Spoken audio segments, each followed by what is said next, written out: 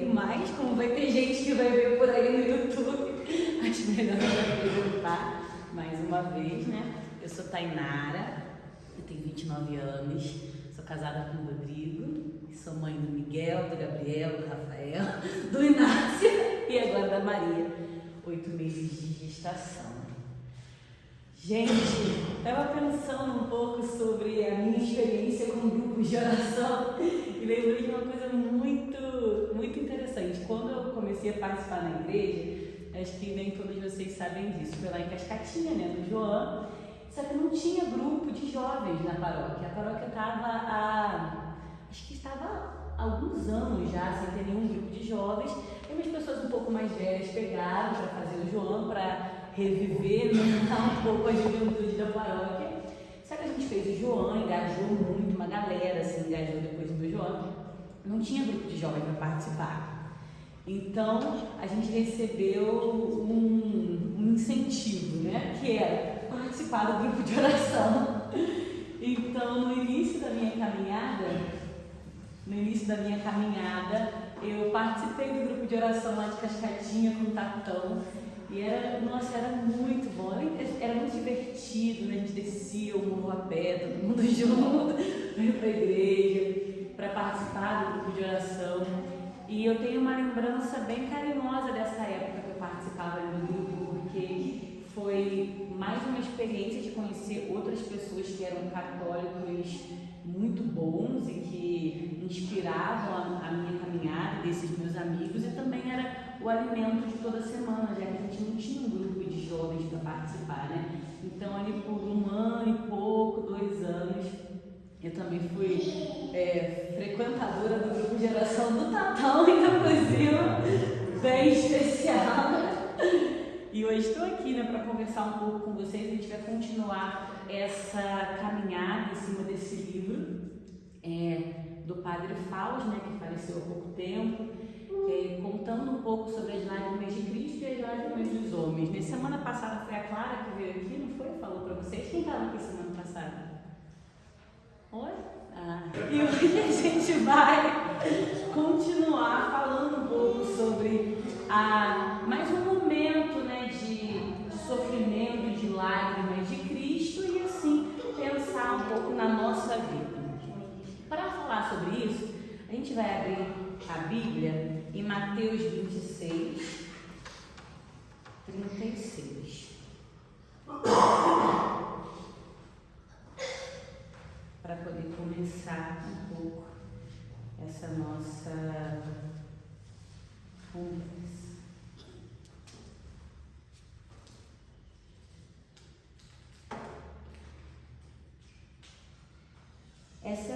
Essa passagem fala sobre a angústia de Jesus, né? Retirou-se Jesus com eles para um lugar chamado Getsemane e disse-lhes: assentai-vos aqui enquanto eu vou ali orar. E tomando consigo Pedro e os 2 filhos de Zebedeu, começou a entristecer-se e a angustiar-se. Disse-lhes então: minha alma está triste até a morte. Ficai aqui e vigiai comigo. Adiantou-se um pouco e, prostrando-se com a face por terra, assim rezou: meu Pai, se é possível, afasta de mim este cálice. Todavia, não se faça o que eu quero, mas sim o que tu queres. É sobre essa lágrima de Cristo que a gente vai conversar um pouco nessa noite, né? É engraçado, o Padre Fausto vai explicando isso no livro, né? Que nessa passagem específica não está descrita as lágrimas em si de Cristo, as lágrimas de fato de Cristo, mas em Hebreus a gente tem uma referência direta a essa passagem que fala sobre as lágrimas de Cristo nessa angústia que ele viveu, né? Então, prestes a cumprir a sua missão na terra, a cumprir a missão que Deus deu para ele de morrer por nós na cruz, Jesus sente essa angústia extrema, né? Essa dor mesmo na alma de quem sabe que vai sofrer algo que o corpo não quer sofrer. E faz essa oração que é muito bonita para nós. Primeiro porque ele confia nesse Deus que é Pai e começa chamando esse Deus de Pai. Isso é sempre muito significativo, né? Carrega muito significado saber desse carinho de Deus com o seu filho e o carinho do seu filho com Deus, que também é a figura do que acontece em relação à nossa vida. E no fim Jesus acaba dizendo que não seja a minha vontade, mas que seja feita a tua vontade, né? E às vezes a gente tem a sensação, assim, se a gente olhar de uma forma um pouco superficial para essa frase, que na verdade o pedido de Jesus não foi aceito, né? Ele pede, afasta-se de mim esse cálice, mas que seja feita a tua vontade. O que será? Sabe o que Jesus pediu? Quais eram os pedidos com maior importância, ou o que quis Jesus dizer diante dessa frase? E dá aquela sensação, será que esse pedido de Jesus foi atendido? Mas é muito importante a gente ter essa clareza, né, de que o pedido de Jesus foi muito atendido. E era o pedido de que a vontade de Deus fosse feita. E esse era o maior desejo do coração de Jesus. Cumprir a vontade de Deus para a sua vida. Quis tanto cumprir essa vontade que foi até o fim, né? No fim, na cruz, disse: tudo está consumado. Então, detalhe por detalhe daquilo que o Pai esperava dele, ele fez. Então, esse pedido de Jesus foi atendido. E Jesus precisou de coragem, né, para fazer isso. E nós também precisamos, né, de coragem na nossa vida para aceitar aquilo que Deus nos oferece, ainda que isso seja para nós uma cruz. E é um pouco sobre isso que a gente vai desenrolar nessa nossa reflexão, né? Até onde vai a minha coragem de pedir para Deus aquilo que Ele quer de mim, mesmo que aquilo seja algo que eu não quero tanto assim. Então, o que pesa mais, né? A vontade de Deus ou só a minha vontade de afastar o cálice? Que na nossa vida a gente possa aprender cada vez mais, né? E que essa reflexão possa nos ajudar a fazer isso, né? A cada vez mais querer mais que a vontade de Deus seja feita e menos que a nossa vontade seja atendida. Essa foi então essa lágrima de Cristo nesse momento, que foi uma lágrima de amor, de confiança, de se render completamente à vontade de Deus. Na nossa vida, isso também acontece, claro, diversas vezes.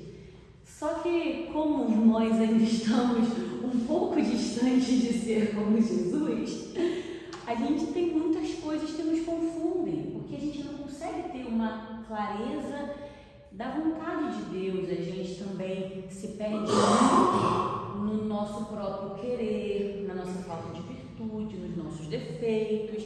Então a ideia é primeiro a gente pensar em alguns cenários que acontecem na nossa vida que a gente fala que são cruzes, mas que quando a gente vai ver de verdade, não são cruzes nesse sentido cristão de uma cruz que Deus envia para a sua vida. Na verdade, são dificuldades que muitas vezes vêm do nosso próprio mau caráter, da nossa própria pouca capacidade de lidar com as coisas, pouca virtude mesmo. E o primeiro ponto que muitas vezes a gente acaba lidando e achando e confundindo esse caminho, dizendo que são cruzes, são as lágrimas que vêm do nosso próprio egoísmo, que vêm do nosso amor próprio exagerado. Como a gente pode pensar nessa situação? A pessoa orgulhosa, ela é uma pessoa muito sofrida, porque tudo abala ela. A pessoa orgulhosa, ela tem um ego muito grande, e aí a gente tem que conseguir, né, fazer essa abstração para tentar enxergar se em alguns momentos nós não somos essas pessoas orgulhosas. Tudo que uma pessoa fala ofende. Qualquer coisinha, sabe que você está num lugar, tem duas pessoas conversando ali, já dá aquela sensação de deve ser sobre mim, ou alguém faz uma coisinha que você parece que foi de propósito, propósito, justamente. Nossa, fizeram um suco de maracujá, mas todo mundo sabe que eu não gosto de suco de maracujá. Criança é assim, né, gente? Criança é assim. Às vezes o Gabriel, que é o meu filho mais sentido, quando alguma coisinha assim não acontece, ele fala: tudo por causa de mim, você nunca mais vai fazer esse suco pra mim. Tudo assim, tudo exagerado, né? Quando o nosso orgulho faz a gente crescer demais, parece que o mundo está girando em torno da gente. E aí a nossa vida fica uma vida cheia de dificuldades, porque a gente enxerga dificuldades em todas as pequenas coisas que estão acontecendo. Será que isso é uma cruz que Deus envia para mim? Será que a pessoa que não fez algo para me agradar quando eu queria muito é uma cruz que Deus envia para mim? É mais um jeito de enxergar negativamente as situações, sabe? A gente tem que aprender a colocar cada coisa no seu lugar. Isso é uma cruz que vem da minha falta de virtude e não é uma cruz que Deus nos envia como algo importante para nós. A gente vence essa cruz, isso que a gente enxerga como cruz dentro do nosso egoísmo, aprendendo a ser mais humildes, né? E não é que seja algo sobrenatural, muitas vezes as coisas são humanas. Eu acho que esse olhar que vale a pena a gente ter. Outra característica muito forte do pensamento egoísta, da pessoa egoísta, é ter essa memória muito boa para o sofrimento, né? Então, nossa, eu lembro com muito detalhe daquela situação, daquela pessoa que me deixou magoado. E às vezes, quando eu relembro aquilo, eu sinto até a dor de novo. Eu sinto a dor daquela pessoa que falou aquilo e eu não gostei, daquela situação que aconteceu e eu não gostei. Isso é uma boa pista de que talvez a gente esteja se entregando um pouco mesmo à vontade de Deus, quando por muito tempo ou por várias vezes durante o dia ou depois de um tempo muito grande que a situação já passou, a gente continua voltando e lembrando daquela situação com extremo detalhe, com sofrimento profundo, principalmente quando são essas coisas pequenas que a gente está conversando aqui, né? Essas coisas que são muitas vezes detalhes e muitas vezes até falta de atenção das outras pessoas e não simplesmente uma intenção de nos machucar. Então, isso eu tenho essa característica, né? Então eu lembro muito das coisas, com riqueza de detalhes, e eu rezo de verdade, e eu peço para Deus que eu não esquecer. Eu acho que é uma coisa que a gente tem que cultivar, sabe? Não vale a pena, nem nas coisas pequenas, nem nas coisas grandes, a gente guardar essas memórias de sofrimento. A gente esquece tanta coisa que é importante, né? Mas essas coisas que fazem mal, que vão fazendo crescer, tipo uma erva daninha dentro do nosso coração mesmo, a gente fica fazendo questão de lembrar, como se fosse a listinha das pessoas que nos fizeram mal, né? Então isso a gente tem que pedir a Deus mesmo para ir tirando do nosso coração, para que a gente possa arrumar a casa, né? E não se perder nesses pensamentos, nesses sentimentos que ficam fazendo a nossa vida ser mais penosa, mesmo que não tenha necessidade, né? A gente tem que ir aos poucos se libertando disso. E outra coisa que também está muito ligada a esse nosso amor próprio, que também faz a gente sofrer muito, né? E muitas vezes a gente encara como se isso fosse uma cruz, é a inveja. Quem é invejoso sofre muito, né? E a inveja, acho que é o pecado que ninguém gosta de falar que tem, né? Ninguém se importa em falar que é preguiçoso, ninguém quer se intitular como invejoso.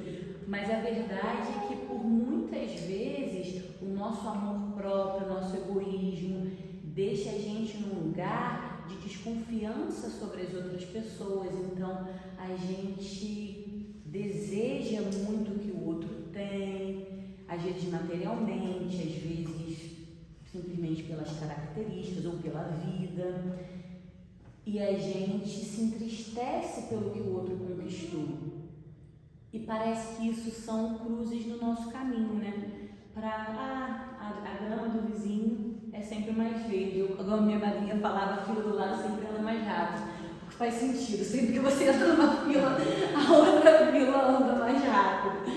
Mas são pensamentos e características que a gente de fato tem que observar se a gente tem, para a gente traçar metas para alcançar as virtudes necessárias para acabar com isso. É claro, recorrer à confissão, ainda mais quando a gente está falando de orgulho e de inveja, para que a gente possa entender que esses são coisas que acontecem na nossa vida e a gente tem que aprender a lidar com elas da melhor forma possível e não transformar essas situações em uma cruz gigantesca que me dá uma agonia ao longo de toda a minha semana, todo o meu dia, né? Essas são as cruzes, né, que o Padre Fausto até fala no livro, né, que não são as cruzes que Deus manda, né? São as que a gente vai arrumando por causa do nosso jeito, do nosso temperamento, da forma como a gente lida com a vida.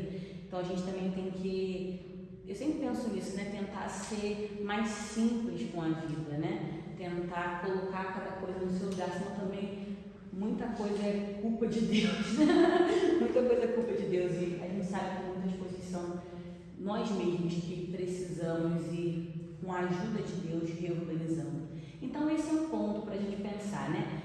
Reorganizando, diante disso tudo, das cruzes que Deus nos manda, de aceitar a vontade de Deus, nós, na nossa fragilidade, confundimos um pouco as coisas e vemos algumas coisas que são mais cotidianas como grandes cruzes na nossa vida.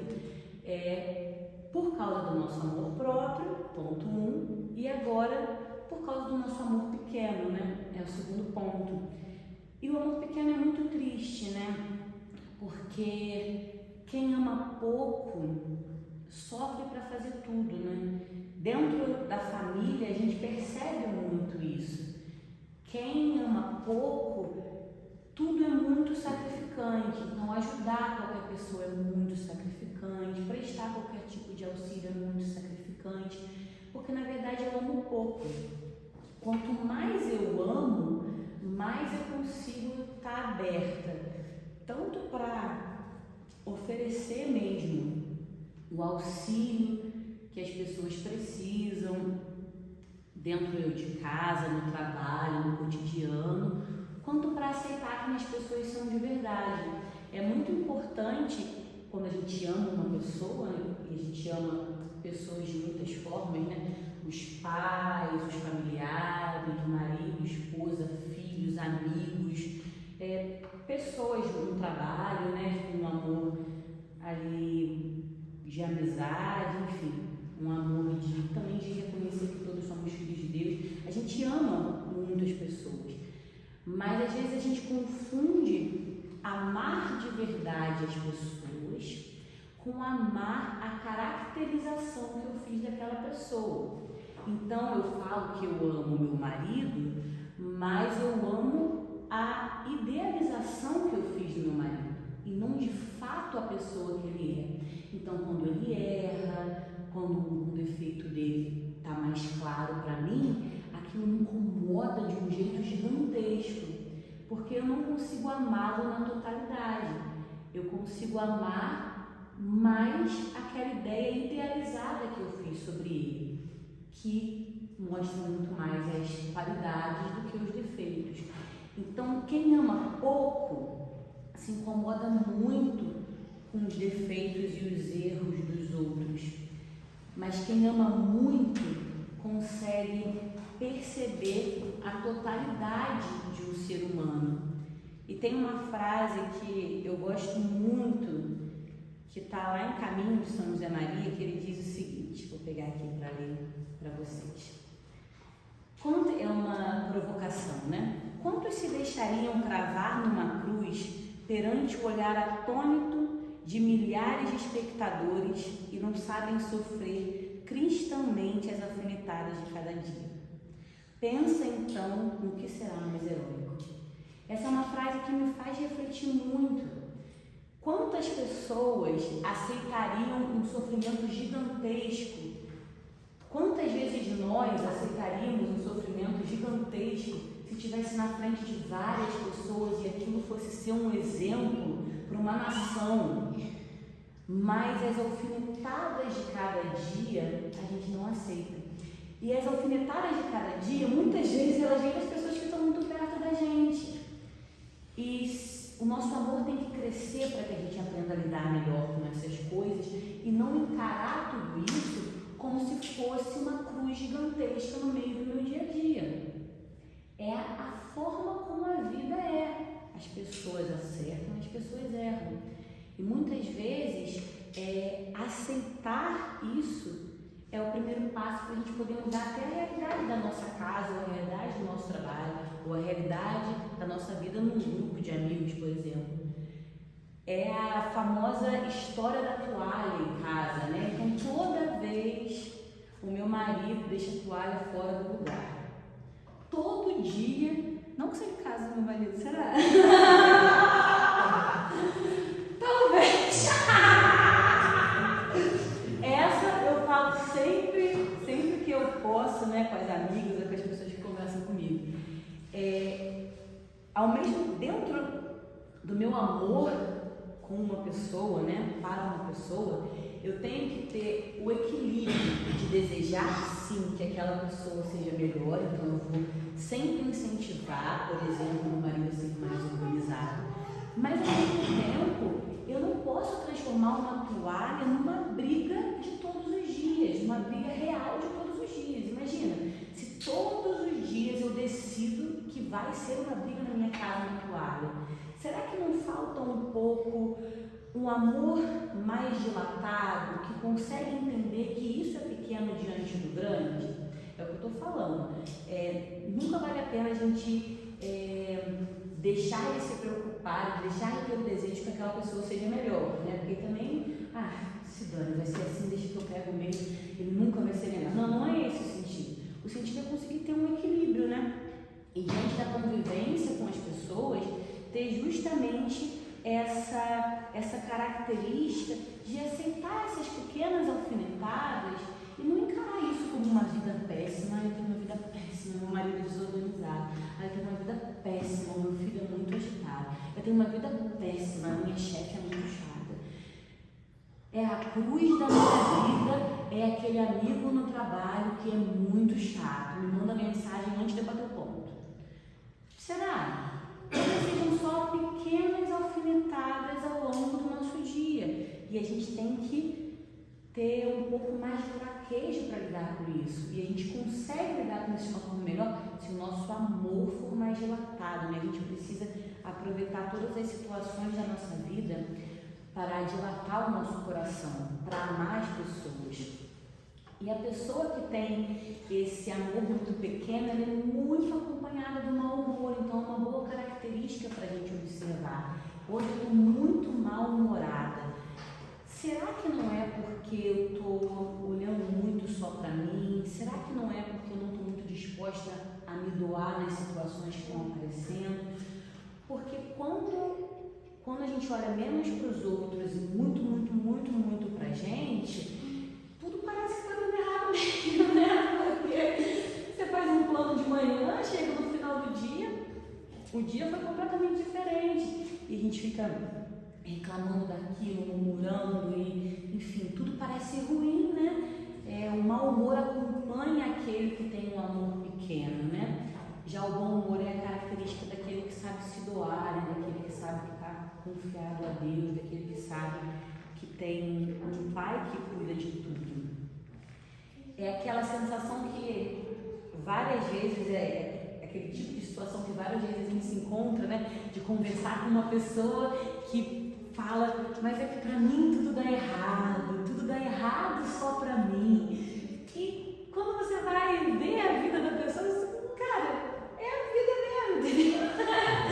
É um pouco difícil mesmo, acontece coisas assim com um monte de gente, e a forma como a gente encara isso, como a gente encara essas dificuldades que vão aparecendo, é o que faz ela elas serem diferentes para umas pessoas e para outras, né? A mesma situação ser diferente para uma pessoa e diferente para outra.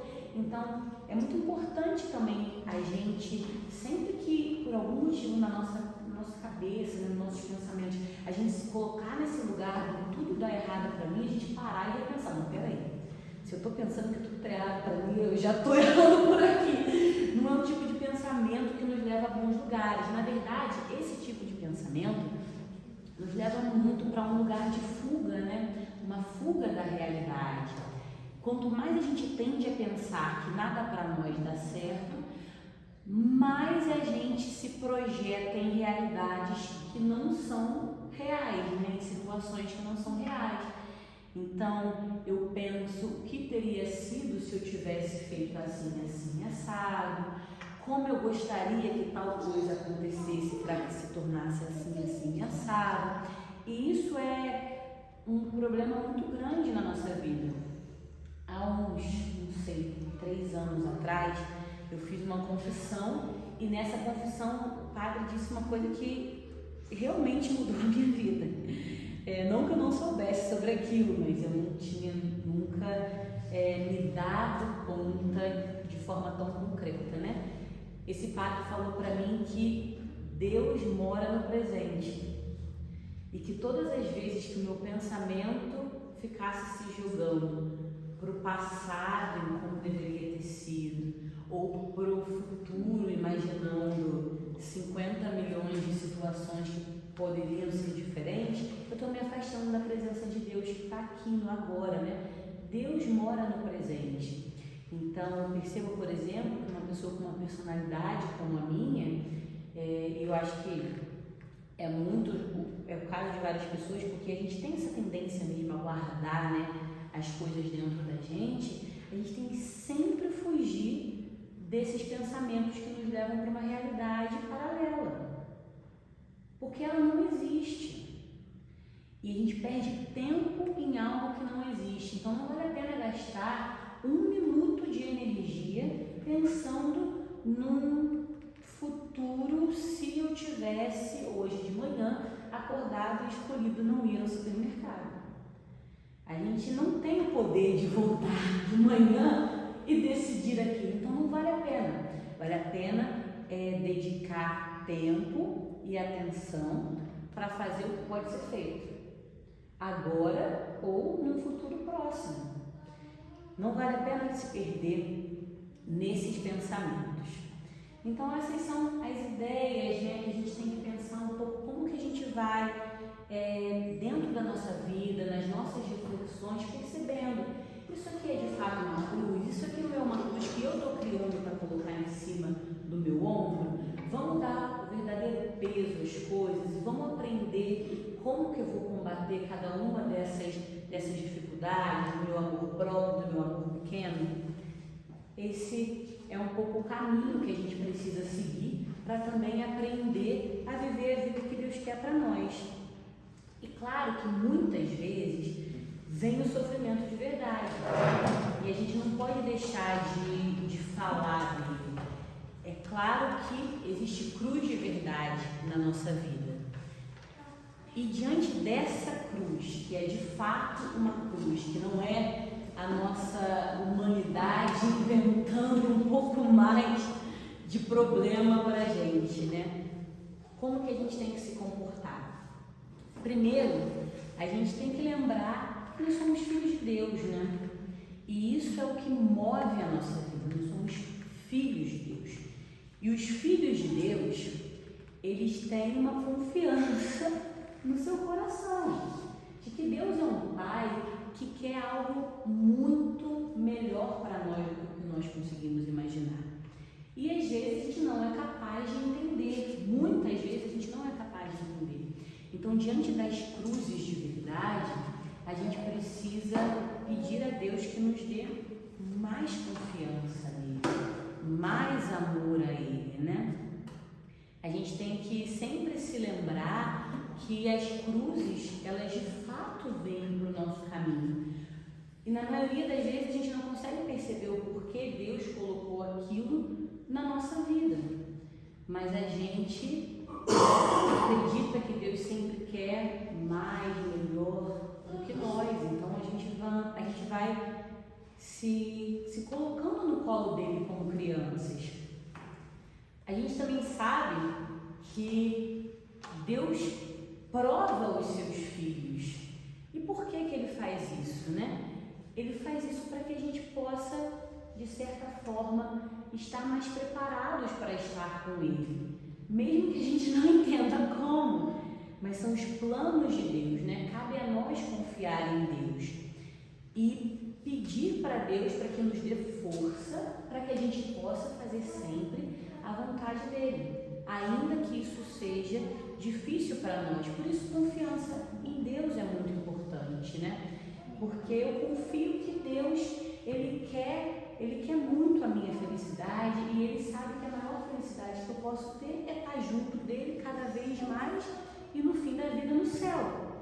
Então Ele vai, de alguma forma, mover a minha vida, e muitas vezes com cruz, para que eu possa assim me aproximar dele, para que eu possa também me unir a ele, né? Porque a gente sabe que o nosso sofrimento, a nossa dor, a nossa cruz, quando a gente a aceita com sinceridade, com o coração aberto, ela nos aproxima de Deus, né? Uma coisa bem interessante que o Padre Fausto fala, que ficou ecoando um pouco na minha cabeça, num parágrafo ele fala assim: há um fato indiscutível, é que o sofrimento é nosso companheiro ao longo de todo o caminho da vida. E há um segundo fato, igualmente incontestável: conforme as pessoas, conforme a qualidade da alma das pessoas, o sofrimento esmaga ou faz crescer, destrói ou amadurece. Então, o sofrimento é inevitável. Ele vai vir para a nossa vida, a cruz ela vai vir para a nossa vida, mas a gente precisa conseguir elevar a qualidade da nossa alma, para que isso não esmague a gente, mas para que isso eleve a gente, porque quando Deus manda uma cruz para a nossa vida, Ele certamente está esperando que aquilo nos eleve e não nos esmague. Mas quando a gente está perdido demais em outras situações, ou perdido demais na distância de Deus, na distância da confiança em Deus, né? A gente se permite ser destruído por aquela cruz. Isso com certeza não é o que Deus quer de nós, né? O que Deus espera de nós. Ele espera que a cruz possa nos levar a algo além, a crescer, a amadurecer. E para isso a gente precisa ir botando os pingos nos is na nossa vida, né? Saber como encarar as coisas grandes, as grandes dificuldades, saber como trabalhar humanamente as dificuldades que todos nós temos na nossa vida, não nos colocarmos no lugar de coitados, mas nos colocarmos no lugar de filhos de Deus, né? E o passo além que a gente dá em toda a entrega a Deus, em toda a confiança em Deus, é aprender a aceitar a cruz com alegria, que nem sempre é fácil, até porque muitas vezes quando uma cruz vem pra gente, ela decepciona um pouco até os planos que a gente fez, né? Sendo uma cruz muito grande, sendo uma cruz pequena, ela decepciona o que a gente queria. E é muito difícil, quando humanamente a gente está decepcionado, a gente aprender a encontrar alegria dentro daquilo. Mas Deus nos chama a isso, né? A uma entrega com muita alegria a Ele, mesmo na contrariedade, nas pequenas e nas grandes. A cruz, ela vem para nos purificar, ela vem para nos levar para mais perto de Deus, mas é a gente que vai decidir como lidar com ela, para seguir os planos de Deus ou então para se fechar em nós mesmos, para nos travar, né, e nos impedir de crescer. Receber a cruz com alegria é muito importante para nós. E a gente tem uma promessa, né? Bem-aventurados os que choram, pois serão consolados. A gente sabe que as cruzes, as dificuldades da nossa vida, elas vão ter consolação, elas vão ter alívio, elas vão ter carinho de Deus no final, de alguma forma, mesmo que pareça um pouco contraditório humanamente a gente pensando, mas Deus irá nos acolher no meio dessas dificuldades. E é importante a gente aprender a aceitar, né? Então, que não seja a minha vontade, Senhor, mas a tua vontade. Que a gente possa se entregar mesmo à vontade de Deus. E para finalizar, vou ler para vocês uma última frase, que está até na lembrancinha que a gente vai levar para casa, também de São José Maria. Ele diz: quando te abandonares de verdade no Senhor, aprenderás a contentar-se com o que vier e a não perder a serenidade se as tarefas, apesar de teres posto o teu empenho e utilizado meios oportunos, não correrem a teu gosto, porque terão corrido como convém a Deus que corram. E aqui a gente pode pensar, né? As tarefas, os planos, as atividades, as conversas, ou o trabalho, ou a relação familiar, apesar de ter exposto todo o teu empenho, utilizado os meios oportunos, se não correrem a teu gosto, a confiança de que terão corrido a gosto de Deus, né? Principalmente quando a gente aprende muitas vezes a colocar na nossa oração: Senhor, que a tua vontade seja feita na minha vida, que a tua vontade seja feita na minha vida.